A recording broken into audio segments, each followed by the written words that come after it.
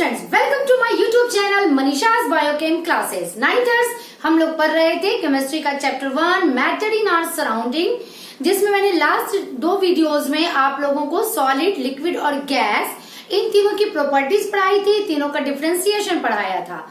आज के इस वीडियो में मैं आप लोगों को ये बताने जा रही हूँ कि क्या ये सॉलिड, लिक्विड और गैस, ये जो तीन स्टेट ऑफ मैटर्स हम लोगों ने पढ़ रखा है, क्या वो स्टेट ऑफ मैटर इंटरकन्वर्टिबल है? ऑफ कोर्स बिल्कुल है। हम लोग घर में भी देखते हैं, आइस जो कि सॉलिड के फॉर्म में है, हम लोग उसे लिक्विड बना लेते हैं। लिक्विड वाटर जो कि लिक्विड के फॉर्म में है, उसे फ्रीज करके आइस बना लेते हैं। तो कैसे ये सारे change of state in matter होते हैं, इस वीडियो में मैं आप लोगों को उसी को डिटेल में बताऊंगी। तो change in state of matter के पहले चलिए आइए हम लोग पढ़ते हैं कुछ टेम्परेचर के बारे में, क्योंकि आप लोगों को इसकी थोड़ी सी जानकारी चाहिए और जिससे न्यूमेरिकल एग्जाम्स में आते हैं। What is the SI unit of temperature? This is kelvin. ये आप लोगों ने जूनियर क्लासेस में पढ़ रखा है। क्लियर? 0 डिग्री सेल्सियस, क्योंकि सेल्सियस टेम्परेचर से हम लोग बखूबी वाकिफ होते हैं, बचपन से हम लोग सुनते आते हैं। तो 0 डिग्री सेल्सियस का वैल्यू होता है 273.15 केल्विन। एग्जैक्टली इसे न्यूमेरिकल्स बनाते समय 0.15 आप डाल भी सकते हैं, नहीं भी रख सकते हैं। आप एक सिंपल इसे 273 केल्विन भी कह सकते हैं। टेम्परेचर का जो केल्विन में वैल्यू होता है वो हमेशा पॉजिटिव होता है। इट मीन्स जैसे 0 डिग्री सेल्सियस पॉजिटिव भी होता है, negative, not only 0 degree Celsius, temperature on Celsius scale positive भी होता है और नेगेटिव भी होता है। बट केल्विन स्केल पर जो भी हम लोग का टेम्परेचर आता है वो हमेशा पॉजिटिव फॉर्म में आता है ना, जितना भी हम लोगों को यूज करना है उसमें। अब आप लोग को ये कन्वर्जन आता है क्वेश्चन में, टेम्परेचर ऑन केल्विन स्केल अगर आप लोगों को कैलकुलेट करना हो तो सेल्सियस स्केल में आपका जो भी टेम्परेचर है उसमें 273 हम लोग ऐड कर देंगे। क्लियर? जैसे मैंने एक एग्जांपल यहाँ पे लिखा है, convert 23 degree Celsius into kelvin.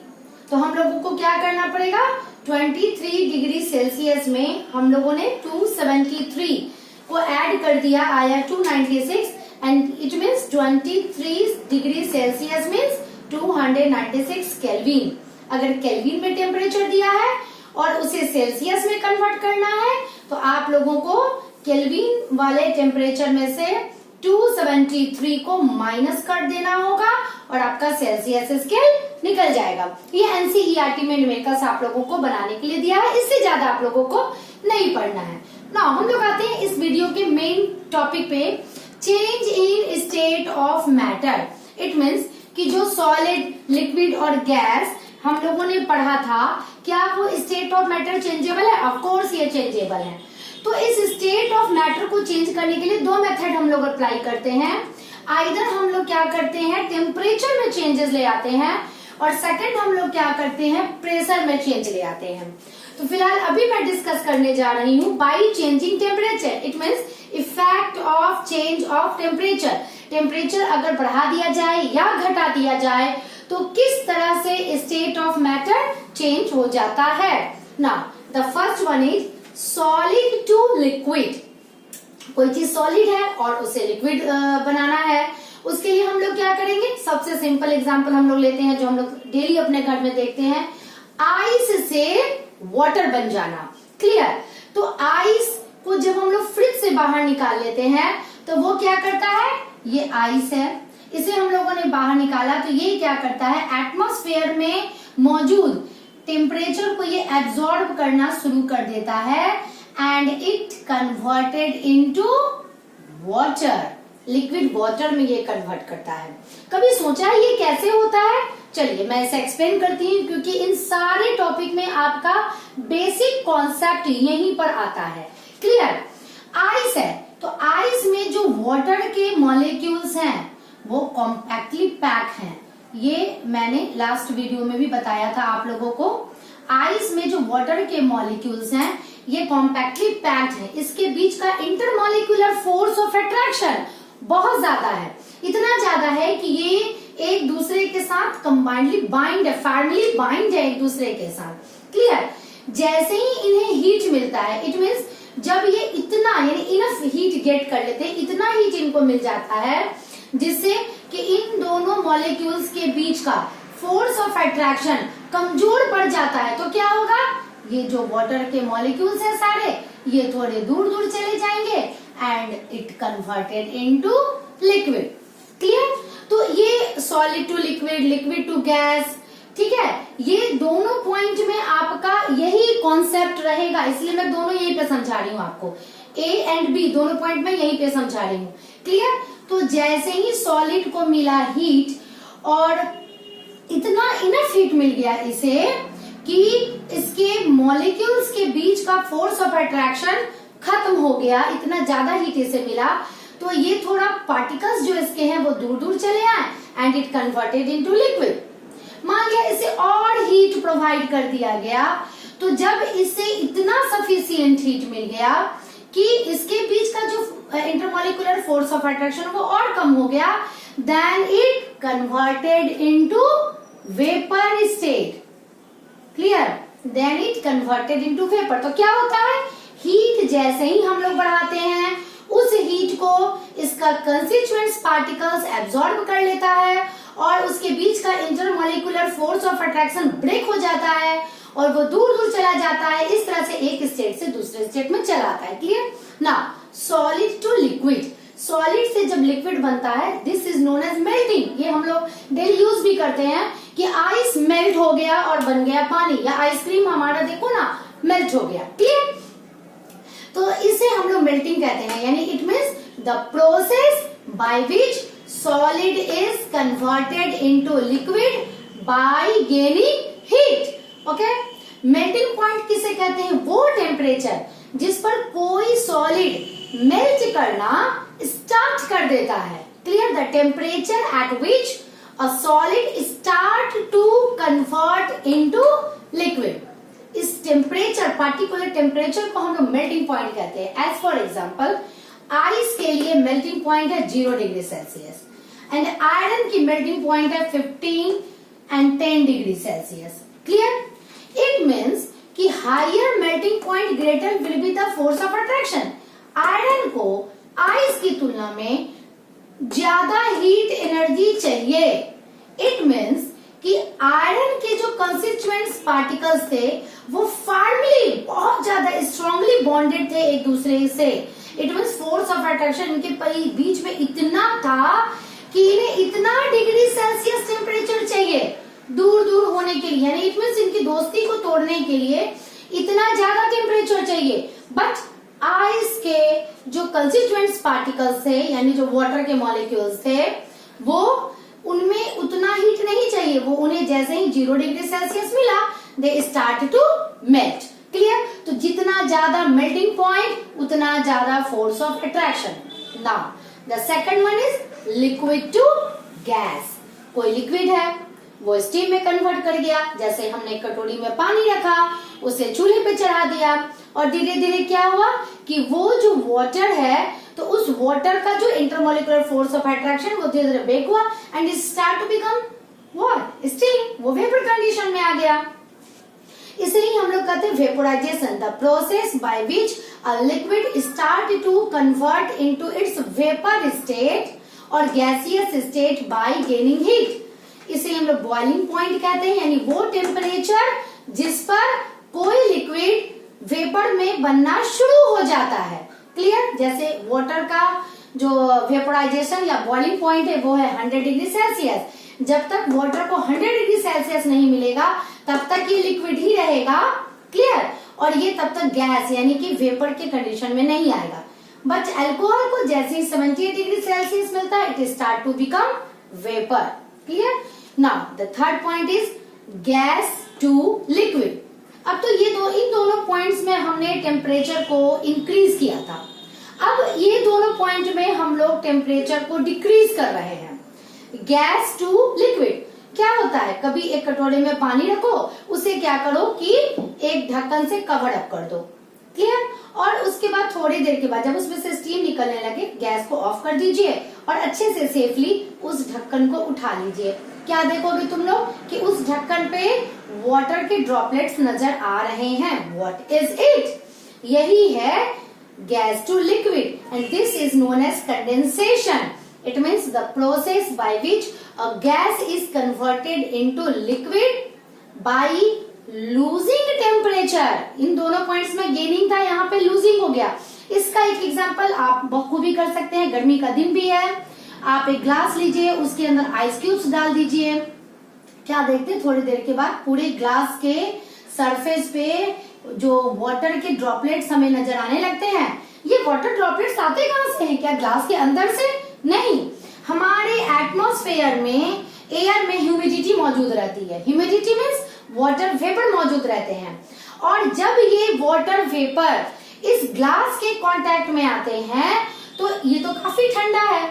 Clear? तो इस ठंडक के कारण ये लोग क्या करते हैं कि अपने टेम्परेचर को लूज कर देते हैं। जो टेम्परेचर इनके पास यहाँ था वो इसके कांटेक्ट में आने से उनका टेम्परेचर लूज हो गया और वो कंडेंस होकर के लिक्विड में बन गए। तो इस तरह के क्वेश्चंस भी आपके एनसीईआरटी बुक में दिए हुए हैं।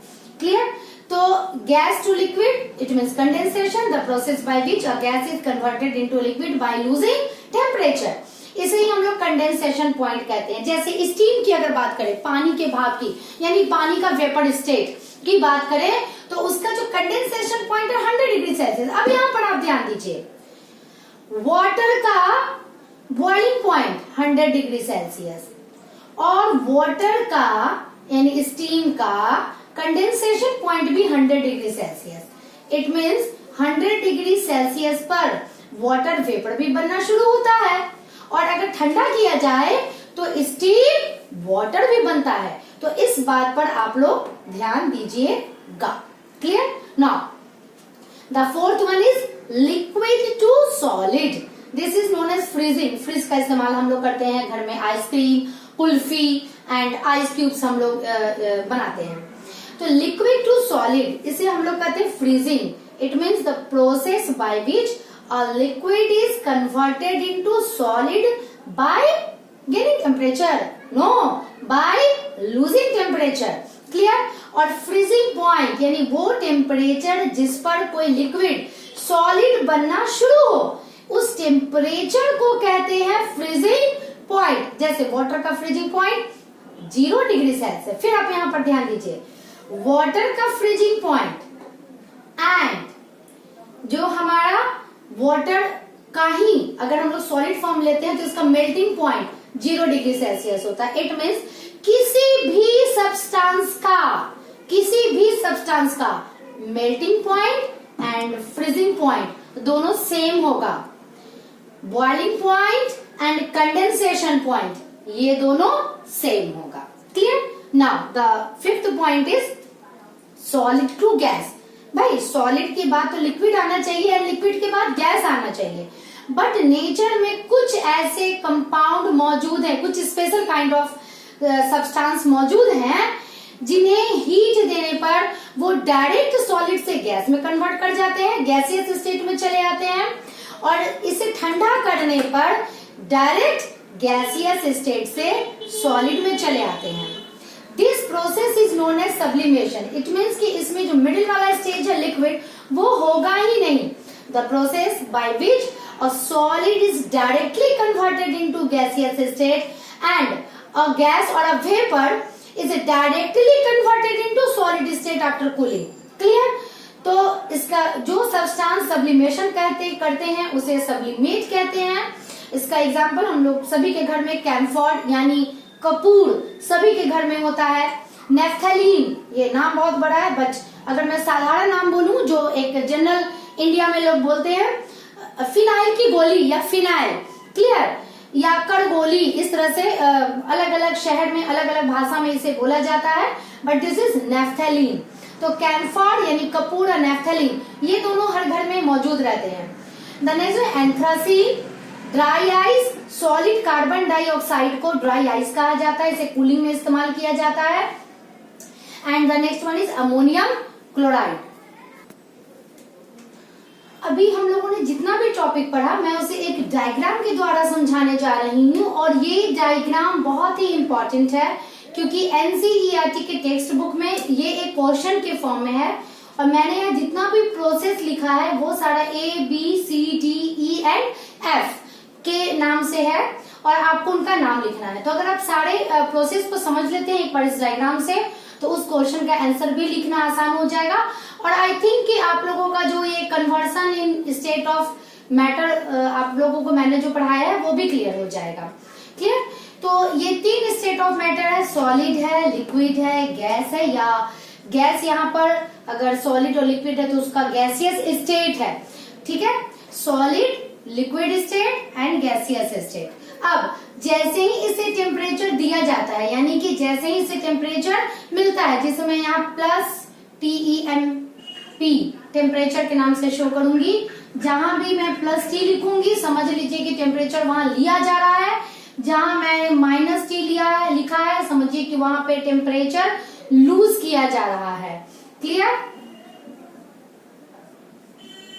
ना जैसे ही किसी सॉलिड को टेम्परेचर मिलता है और इतना सफिशिएंट टेम्परेचर मिलता है कि उसके पार्टिकल्स के बीच का इंटरमॉलिक्यूलर स्पेस ब्रेक होने लगता है, then start to melt. This process is known as melting. इस प्रोसेस को मेल्टिंग कहते हैं और वो लिक्विड में कन्वर्ट कर जाता है। लिक्विड में जब हम लोग फिर से टेम्परेचर सप्लाई करते हैं तो ये टेम्परेचर को गेन करता है और जब इसमें इतना टेम्परेचर हो जाता है कि इसके intermolecular force of attraction को वो ब्रेक कर दे, then it convert into gaseous state and this process is known as vaporisation.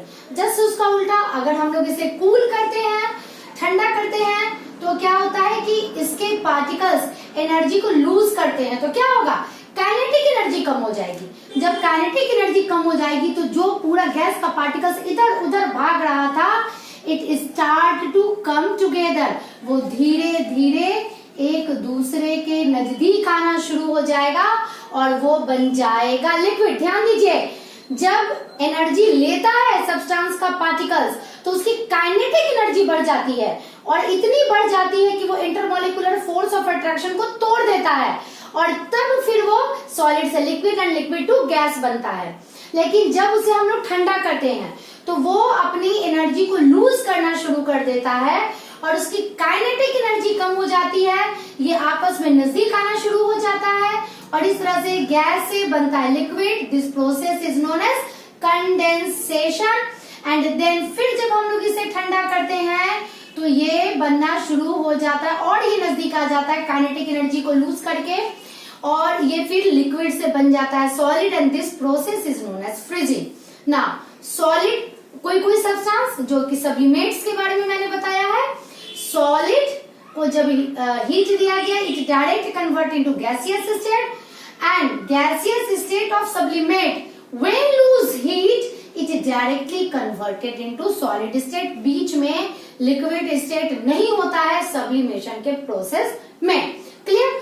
Now अब क्या नया, temperature remain constant during melting and boiling. इसके लिए मैं एक एक्सपेरिमेंट बताती हूँ, आप अगर हो सके तो आप घर पे भी इसे करके देख सकते हैं।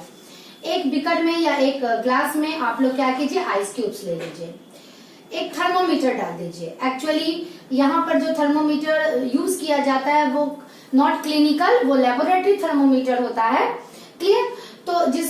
तो हम लोग क्या करते हैं, आइस क्यूब्स ले लिए, उसमें थर्मोमीटर सेटअप कर दिए। दूसरे बीकर में हम लोग पानी ले लिए, उसे बॉईल करना शुरू किए और स्टैंड की मदद से थर्मोमीटर उसमें लगा दिए। थर्मोमीटर इस तरह से रखना है कि इसका जो नॉब है ये आइस के अंदर डूबा होना चाहिए और इसमें भी इसका नॉब है वो वाटर के अंदर होना चाहिए। आइस को हम लोगों ने फ्रीजर से बाहर निकाल के रख दिया रूम में और इसके बर्नर को हम लोगों ने ऑन कर दिया, यानी इसे गर्म करना शुरू कर दिया। देखिए दोनों केस में क्या होगा, धीरे धीरे इसका टेम्परेचर जो -, डिग्री में था ये राइज होगा और राइज होके आ जाएगा 0 डिग्री सेल्सियस। जैसे ही इसका टेम्परेचर आएगा 0 degree Celsius it start to melt, ये मेल्ट करना शुरू हो जाएगा और उसके बाद ये 0 डिग्री सेल्सियस से टेम्परेचर राइज होगा ही नहीं, ऊपर जाएगा ही नहीं, यानी 1 डिग्री 2 डिग्री 3 डिग्री 4 डिग्री वो नहीं जाएगा। कब तक? जब तक सारा का सारा आइस मेल्ट ना हो जाए ना। उसी प्रकार से जैसे ही ये 0 डिग्री 1 डिग्री 2 डिग्री करते करते जैसे ही इसका टेम्परेचर 100 डिग्री सेल्सियस पर जाएगा, इट स्टार्ट टू बॉयल, ये पानी बॉयल करना शुरू हो जाएगा, because the boiling point of water is 100 degree Celsius. और जब तक सिंगल ड्रॉप ऑफ वाटर भी अगर इस बीकर के अंदर बचा रहेगा, तब तक ये 100 डिग्री सेल्सियस पर ही रहेगा। It is very important topic, new topic for all of you. ये 100 डिग्री सेल्सियस पर ही रहेगा, ये 101 डिग्री नहीं जाएगा। कब तक? जब तक एक सिंगल ड्रॉप ऑफ वाटर भी यहाँ पे बॉईल करने के लिए, यानी इवेपोरेट करने के लिए, वेपर बनने के लिए नहीं बचा हुआ हो। ठीक है, यानी जब तक मेल्टिंग होते रहता है, जब तक बॉइलिंग होते रहता है, तब तक टेम्परेचर कांस्टेंट होता है। ठीक है, मान लिया कि ये आप लोगों को उतना नहीं समझ में आया, लेकिन ये समझ में आएगा। कॉन्स्टेंटली हम लोगों ने स्टोव को ऑन रखा है, अपने बर्नर को हम लोगों ने ऑन रखा है, यानी हीट तो कॉन्स्टेंटली इसे दिया जा रहा है ना, तो फिर टेम्परेचर बढ़ना चाहिए था। 100, 101 एंड समथिंग इस तरह से टेम्परेचर बढ़ना चाहिए था, पर नहीं, ये टेम्परेचर कांस्टेंट है। तो ये एक्स्ट्रा टेम्परेचर गया कहाँ? ये जो मैंने एक्स्ट्रा हीट दिया था वो कहाँ गया, ये प्रश्न है। क्लियर? तो ये एक्स्ट्रा हीट कहाँ गया? ये एक्स्ट्रा हीट यूज हुआ to break the intermolecular force of attraction, यानी ये सारा का सारा heat intermolecular force of attraction को तोड़ने में चला गया। इस वजह से इस टेम्परेचर में राइज इसने नहीं शो किया, क्योंकि यहाँ जो भी वाटर के पार्टिकल्स हैं उनके बीच का फोर्स ऑफ अट्रैक्शन ये तोड़ेगा, ये अलग अलग होंगे। तो ये जो एक्स्ट्रा एनर्जी निकली वही हीट यहाँ पर शो नहीं किया गया, क्योंकि 0 डिग्री से 100 डिग्री सेल्सियस तक ये लिक्विड था। वाटर का जो लिक्विड स्टेट है वो क्या है? 0 डिग्री टू 100 डिग्री सेल्सियस। ठीक है, तो ये लिक्विड स्टेट है। उसके बाद ये 100 डिग्री सेल्सियस पे आने पर क्या हुआ कि इसके बीच का फोर्स ऑफ अट्रैक्शन ब्रेक होना शुरू हो गया and it start to convert into vapour. वो वेपर बनना शुरू हुआ विच इज गैसियस स्टेट। तो ये एक्स्ट्रा हीट उसके इंटरमोलेक्युलर फोर्स ऑफ अट्रैक्शन को तोड़ने में यूज हुआ and this special type of heat is known as latent heat. ये आप लोगों के लिए नया टॉपिक है। क्लियर? ये एक्स्ट्रा हीट क्या हुआ? लेटेंट हीट, यानी वो हीट जो स्टेट ऑफ मैटर को चेंज करने में काम आता है। क्लियर? या तो उसे रिलीज किया जाता है या तो उसे गेन किया जाता है इस हीट को। वो हीट जो स्टेट ऑफ मैटर को चेंज करने में काम आता है विदाउट शोइंग इंक्रीज और decrease in temperature. It means thermometer में वो चेंज नहीं शो करता है, बट वो एक्स्ट्रा हीट ही हम लोग कहते हैं latent heat, amount of heat which is used to convert 1 unit mass of substance from one state to another state without showing change in temperature। यही डेफिनेशन मेरे नोट्स में लिखा हुआ है और उसे ही मैंने एक्सप्लेन किया है कि वो अमाउंट ऑफ हीट जो यूज तो होता है एक स्टेट से दूसरे स्टेट को चेंज करने में, परंतु ये टेम्परेचर में चेंज नहीं शो करता है थर्मोमीटर के अंदर। This is known as latent heat. Actually आप लोग को दो टाइप ऑफ लेटेंट हीट पढ़ने हैं। एक लेटेंट हीट ऑफ फ्यूजन, यानी कि वो हीट जो मेल्टिंग में काम आती है, और दूसरा लेटेंट हीट ऑफ वेपोराइजेशन। ये दो टाइप के आपको लेटेंट हीट बुक में लिखे हुए हैं। डेफिनेशन दोनों का सेम है, आप लोग खुद से भी बना सकते हैं। मैं एक बना के बताती हूँ। अमाउंट ऑफ हीट, अब देखिए फ्यूजन में क्या हो जाएगा, solid to liquid. Amount of heat used to convert 1 unit mass of solid into liquid without showing change in temperature. देखिए अगर आपने इस कॉन्सेप्ट को समझ लिया तो डेफिनेशंस आपके खुद बन जाएंगे, रटने की जरूरत ही नहीं। उसी प्रकार से amount of heat used to convert 1 unit mass of liquid into vapour without showing change in temperature. अगर आप लोगों ने मेरी बात को ध्यान से सुना है तो आप लोगों के पास दोनों तरह के लेटेंट ऑफ हीट का डेफिनेशन तैयार है। इससे रिलेटेड कुछ क्वेश्चंस पूछे जाते हैं जो एनसीईआरटी में भी है। Question number 1, steam cause severe burn than boiling water, why? यही क्वेश्चन है आपका। देखिए होता क्या है, अगर कभी आपका बॉइलिंग वाटर भी 100 डिग्री सेल्सियस पे है और स्टीम जो मेरा पानी का भाप है वो भी 100 डिग्री सेल्सियस पे है, क्लियर? और जब ये दोनों 100 डिग्री सेल्सियस पे है तो हमारा हाथ पे तो असर दोनों को सेम करना चाहिए था ना, दोनों को समान रूप से हमें जलाना चाहिए था। लेकिन आप ध्यान दीजिएगा, अगर कभी स्टीम के आगे आपका हाथ चला जाए तो बहुत ज्यादा गहरा जलता है वो, और बॉइलिंग वाटर अगर गिर जाए तो विथ रिस्पेक्ट टू स्टीम ये कम जलता है।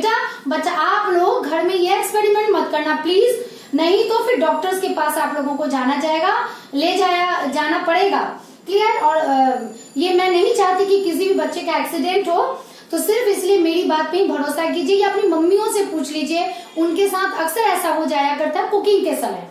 तो स्टीम यानी भाप से हाथ ज्यादा जलता है और बॉइलिंग वाटर से कम जलता है, जबकि दोनों 100 डिग्री सेल्सियस पे होते हैं। क्यों? अब देखिए यहीं पे आता है हमारा लेटेंट हीट। स्टीम के पास तो एक्स्ट्रा हीट है ना, 100 डिग्री सेल्सियस पर ये लिक्विड था और एक्स्ट्रा हीट को लेके ये स्टीम बन गया, यानी कि वाटर की तुलना में जो लिक्विड वाटर है उसकी तुलना में स्टीम के पास मोर लेटेंट हीट है। अब ज्यादा हीट है तो ये ज्यादा नुकसान देगा हमारे शरीर को, क्लियर? यही आपको इसका आंसर भी लिखना होगा। नाउ क्वेश्चन नंबर 2 है, why ice is at 0 degree Celsius is more effective than cooling? अगर हम लोग 0 डिग्री सेल्सियस पे वाटर भी ले लें और 0 डिग्री सेल्सियस पे आइस भी ले लें, दोनों को हम लोग अपने हाथ पर इस तरह से रखेंगे, क्लियर? तो आइस जो है वो ज्यादा ठंडा करता है with respect to this water, क्योंकि इसको मेल्ट होने के लिए जो एक्स्ट्रा हीट ये लेगा, गेन करेगा, ठीक है, हमारे पाम से, वो एक्स्ट्रा हीट लेटेंट हीट है उसका, वो एक्स्ट्रा हीट जब लेगा तो यानी एक्स्ट्रा कूलिंग करेगा हमारे हाथ को। ये तो लिक्विड स्टेट में है, तो जब ये लिक्विड स्टेट में है तो इसको मेल्ट करने के लिए तो कोई हीट चाहिए ही नहीं, तो ये अपना नॉर्मल 0 डिग्री सेल्सियस वाला टेम्परेचर देगा। बट ये जो आइस मैंने रखा है ये स्टार्ट टू मेल्ट, तो ये मेल्ट करने के लिए हीट कहाँ से लेता है? अपने सराउंडिंग से लेता है। इसी सराउंडिंग में हमारा हाथ भी आ गया, तो ये हमारे हाथ से वो एक्स्ट्रा हीट लेता है और लेने के बाद ये मेल्ट करता है। इसी वजह से आइस 0 डिग्री सेल्सियस पर, वाटर भी अगर 0 डिग्री सेल्सियस पे है तो आइस ज्यादा ठंडक देता है with respect to cool water at 0 degree Celsius. तो इस तरह से ये पूरा स्टेट ऑफ मैटर कैसे कैसे टेम्परेचर के कारण चेंज हुआ था, और लेटेंट हीट आप लोगों के लाइफ में एक नया टॉपिक आया था, वो आप लोगों ने समझा। तो चेंज इन टेम्परेचर के द्वारा तो वो हो ही गया, क्लियर? अब मैं समझाऊंगी part 2, effect of change in pressure. It means की प्रेशर में चेंज लाके कैसे हम लोग स्टेट ऑफ मैटर को चेंज कर सकते हैं। अगर गैसियस स्टेट में है कोई, तो उसमें अगर प्रेशर बढ़ा दिया जाए तो वो लिक्विड में कन्वर्ट होगा, अगर फिर उसका प्रेशर बढ़ा दिया जाए तो वो सॉलिड में कन्वर्ट होगा। लेकिन जैसे ही प्रेशर डिक्रीज कर दिया जाए तो वो लिक्विड में कन्वर्ट हो जाएगा, एंड वंस अगेन अगर प्रेशर को डिक्रीज कर दिया जाए तो वो गैसियस स्टेट में कन्वर्ट होगा। इसका सबसे अच्छा एग्जांपल है हमारे घर में यूज होने वाला एलपीजी। एलपीजी गैस सिलेंडर आप निकालिए, उसे हिला के देखिए, ऐसा फील होगा कि अंदर लिक्विड है, क्योंकि ये LPG gas, liquefied petroleum gas, ये हाई प्रेशर पर सिलेंडर के अंदर भरा जाता है, क्लियर? और जिसकी वजह से ये लिक्विड बन जाता है। लेकिन जैसे ही हम लोग नोजल खोलते हैं तो क्या गैस में से लिक्विड निकलते हैं? नहीं, वो गैस निकलता है, क्योंकि प्रेशर हम लोग जैसे ही डिक्रीज करते हैं, क्लियर, तो वो लिक्विड गैस में कन्वर्ट करता है। एक्चुअली होता क्या है, मैं यहाँ पर एक डायग्राम बना रही हूँ, यहाँ पे एक पिस्टन मैं बना रही हूँ, ये गैस के पार्टिकल्स हैं जो काफी दूर दूर हैं। अब मैंने क्या किया कि इस पिस्टन को थोड़ा सा नीचे दबाया, क्लियर, यानी प्रेशर मैंने अप्लाई किया, तो ये जो गैस के पार्टिकल्स थे, 5 थे ना, ये जो गैस के मॉलिक्यूल्स थे वो और नजदीक आ गए, तो क्या होगा, फोर्स ऑफ अट्रैक्शन बढ़ेगा, जिसकी वजह से लिक्विड में कन्वर्ट होगा। और उसके बाद मैंने प्रेशर को और बढ़ा दिया, क्लियर, और ज्यादा बढ़ा दिया तो ये जो पांचों पार्टिकल्स थे वो और नजदीक आ गए, और ज्यादा फोर्स ऑफ अट्रैक्शन इनके बीच में बढ़ गया, जिसके कारण ये स्टेट ऑफ मैटर में चेंज हुआ। तो इसका दो एग्जांपल है, एक है एलपीजी, दूसरा ड्राई आइस। मैंने अभी थोड़ी देर पहले बताया कि what is dry ice, it is solid carbon dioxide, और कार्बन डाइऑक्साइड गैस को हाईली प्रेशराइज करके उसे आइस के फॉर्म में ले लिया जाता है और इसका कूलिंग में काम लिया जाता है। तो इस तरह से कैसे स्टेट ऑफ मैटर आपस में चेंज होते हैं ये मैंने पूरा का पूरा आप लोगों को बताया। क्लियर? तो इस वीडियो में आज के लिए बस इतना ही। नोट्स मैंने पार्ट 2 वाली वीडियो में डाल रखा है पहले से ही, वो आप डिस्क्रिप्शन बॉक्स में जाकर के उसे देख लीजिएगा। क्लियर? और मैं थोड़ी देर में आती हूँ आपके सामने फिर से एक नए वीडियो के साथ। Till then bye.